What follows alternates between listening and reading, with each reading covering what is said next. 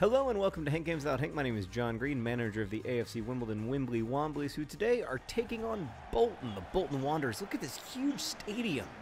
I believe it's called the Reebok Stadium. As you can see, Bolton are in fourth.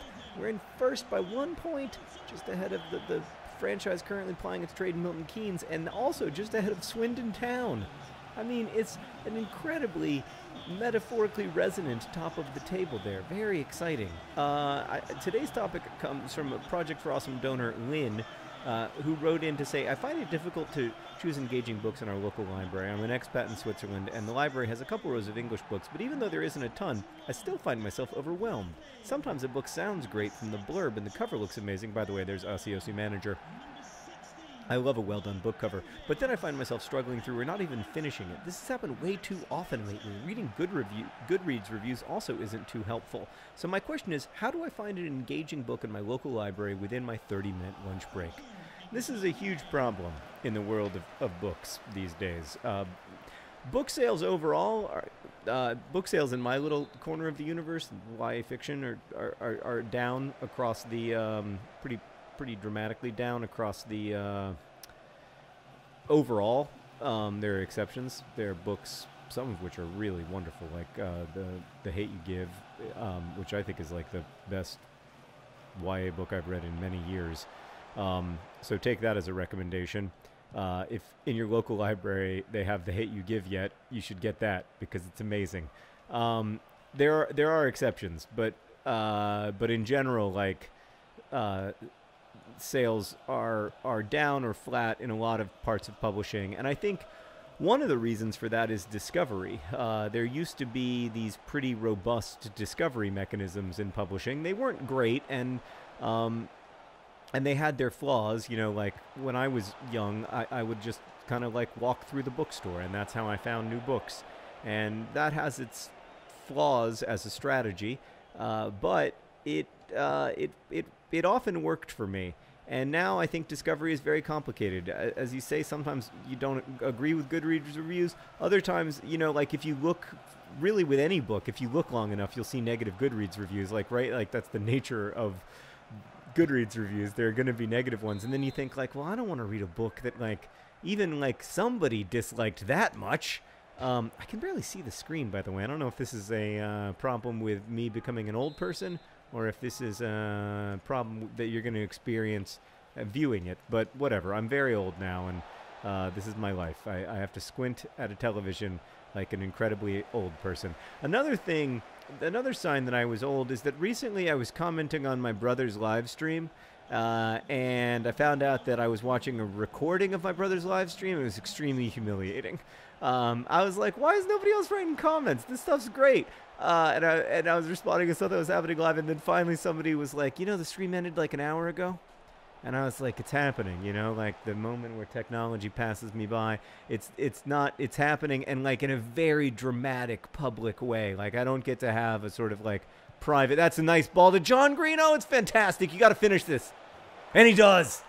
He does. Oh, ball, John Green, John Green. He gives it all for the team. Upon his mustache, we're keen. Ball, John Green, John Green. I still think the best way to discover books is from word of mouth. It's from hearing from people, whether that's on social media or IRL, that they loved a book. Maybe the way that I can recommend The Hate You Give to you, maybe you can recommend a book to me in comments.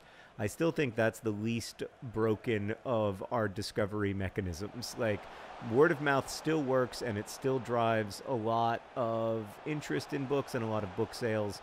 I think another thing you can do to discover great new books, what a fantastic tackle that was from Reese Oxford. It may not result in anything, but it was a great tackle, is join a book club. Like if you live in Sweden, maybe there is an English language book club that you could join, and that might be a mechanism of discovery for you, because I still think that's a pretty good mechanism of discovery, because, you know, you're not going to like every book that you read in the book club, but you're going to probably like a percentage of them, or if you don't like any of them, you're going to leave the book club pretty quickly. I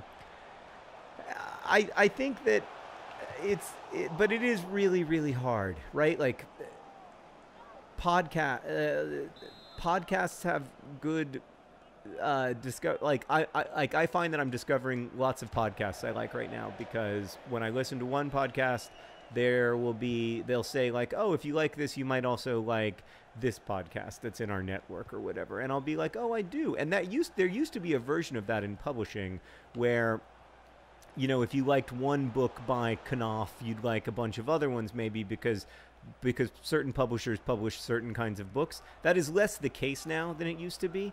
Book publishers tend to be pretty broad, and just because you like one Dutton book doesn't mean you like another one. For instance, Dutton publishes both me and Winnie the Pooh and the Dalai Lama. Like, it's a pretty broad list.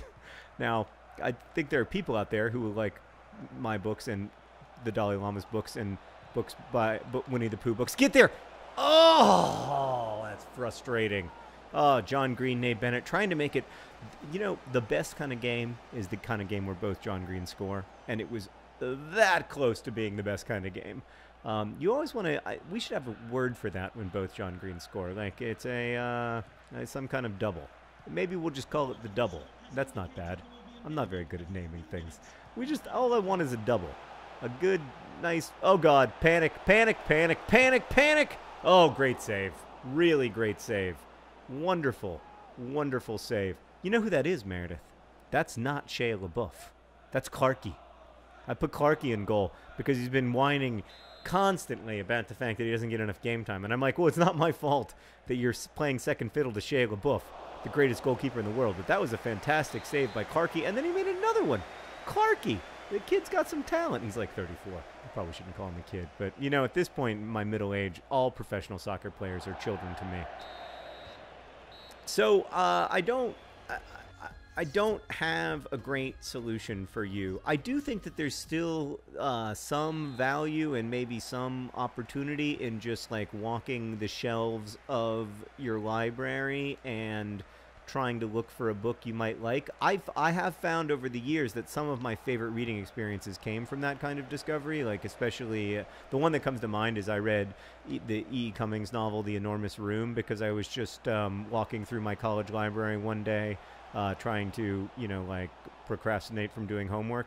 And I found this really great, I've been fouled, but it wasn't called. I found this really great E. Cummings book that I still don't really know why people don't read The Enormous Room. It's so good.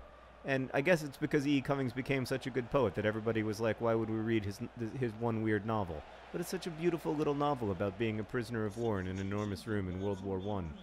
Sort of one of those, like a typical first novel, sort of memoir-y. That was the fate that befell E. Cummings. But it was very good. Anyway, that's not what you were asking. Oh my God! Oh my God. That was magnificent. Run back to your manager. Tell him you love him. Tell your manager you love him. Oh, it's the John Green What? Oh! Wow. That was not intentional, but it was delightful. We've accomplished the John Green double. The most cherished accomplishment in an AFC Wimbledon game. It was a John Green to John Green pass. So John Green gets the assist. John Green with a really magnificent finish, making up for his earlier poor finish. That is top shelf. It's about as good as it gets over here at the Wimbly Womblys. At third-tier English soccer, you're not going to see a ton of world-class finishes, but I think you just saw one, ladies and gentlemen. So I still think that, like, you know, and the other thing that I would say that your question made me think about is that it's okay to, like, read a little bit of a book and put it down. In fact, I think it's good to read a little bit of a book and put it down. Like, you discover a book at your library, and then you're like, you know, I read 5 pages of that, and I don't like it. A lot of times, now not every time, but a lot of times, you know within 5 pages if a book is going to be something that's really, that really, like, lights you up, you know? Oh! Oh, my God, how do you not finish in that situation? Oh, the golden child, not known for his finishing and showing us why. That was a really, really attractive pass. Wait, was he offside? No, he wasn't. It was just a terrible finish. That was a very attractive pass from Ball John Green. This playing 3 at the back, by the way, is like a it's like a cheat code in FIFA. I don't know if it's always been this way, and I just haven't discovered it until now, but man, 3 at the back is the way to go in FIFA 17. I have been scoring so many more goals since I went to 3 at the back, and also I'm having way more fun. And I've got Reece Oxford, whatever his name is. He's great. That kid, he's relentless. I've got to make some substitutions. The ball's going out of bounds. We've got a lot of tired players out there. And at this point, we just need to secure our victory. We've got El Campechino out there. He's been out there all day, working hard. We're going to bring in Danny Bowman for him. Whelpdale's going to come in for Frankenstein, who's a little bit tired. He has nothing left, literally nothing. And then how's Parrott? He's fine. He's fine. You know what? I feel like TSLA's had a quiet game and not a particularly good one. So we're going to bring in the Monserrati and Messi, Lyle Taylor. We're going to leave in Oxford, even though he was in the red, because he can handle it. And then we're making 3 substitutions all at once, just like the pros do here in the 68th minute. A good outing, I think, for all 3 of those players, but none of them with spectacular games. Frankenstein had a couple of nice runs, but nothing that really stood out for me. So I think this is the right time and the right changes. That was not a great first touch there after the throw, and I want to apologize to my friends and family for that. So I find right now that I'm discovering a lot of good podcasts. I find right now that I'm discovering some new YouTube channels, although the YouTube algorithm I feel like is not. It shows me videos that I'm interested in, but it's not doing a great job of introducing me to new creators. Or maybe, I don't know. Maybe that's on me. I don't know if... Oh, God. Oh, wow. I mean, Clarkey made a horrible mistake in distributing the ball, but then he made a nice save. He's obviously a good stopper of the ball, but I still like Shea LaBeouf better overall for his... because I feel like he's... For the distribution, which is... Oh, that's really good tracking back. Really good. And then that came to nothing. That was just nasty. Okay, everything worked out though.